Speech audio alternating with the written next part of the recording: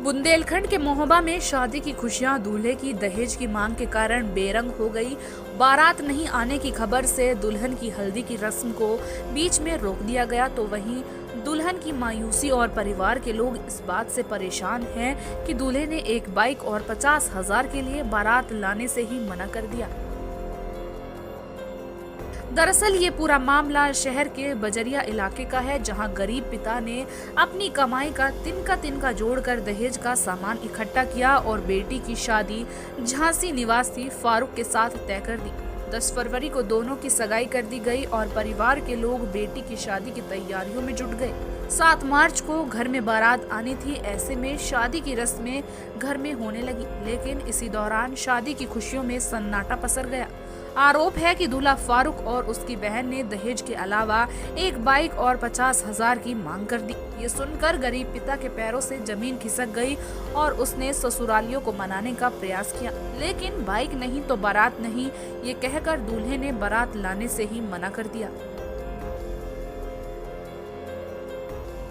फिर वहाँ से फोन आ गया जहाँ से कर दिया था रिश्ता। अच्छा। फिर वहाँ से फोन आ गया कि हम बारात लेके नहीं आएंगे। शादी से इनकार कर दिया उन लोगों ने। अच्छा। सारे घर में मायूसी फैल गई। क्यों इनकार कर दिया?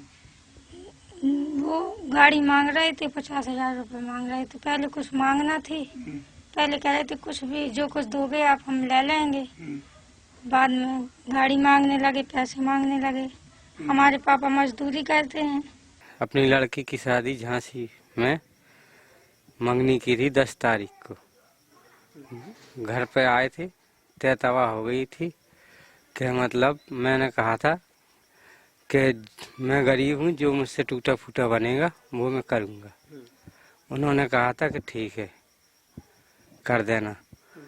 फिर जो है तो उनने अब मांग की बात की। अब सारी शादी की तैयारियां हो गई और यहाँ सब सामान भी खरीद लिया गया।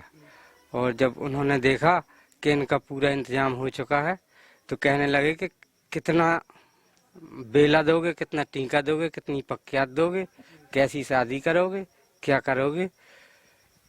तो मैंने कहा ये तो कुछ बात नहीं थी, जो था तो मैंने कहा था जो टूटा फूटा मुझसे बनेगा वो मैं करूँगा। इसके बाद उन्होंने कहा कि आप जो है 50,000 रुपया और गाड़ी अगर नहीं दोगे तो शादी नहीं होगी।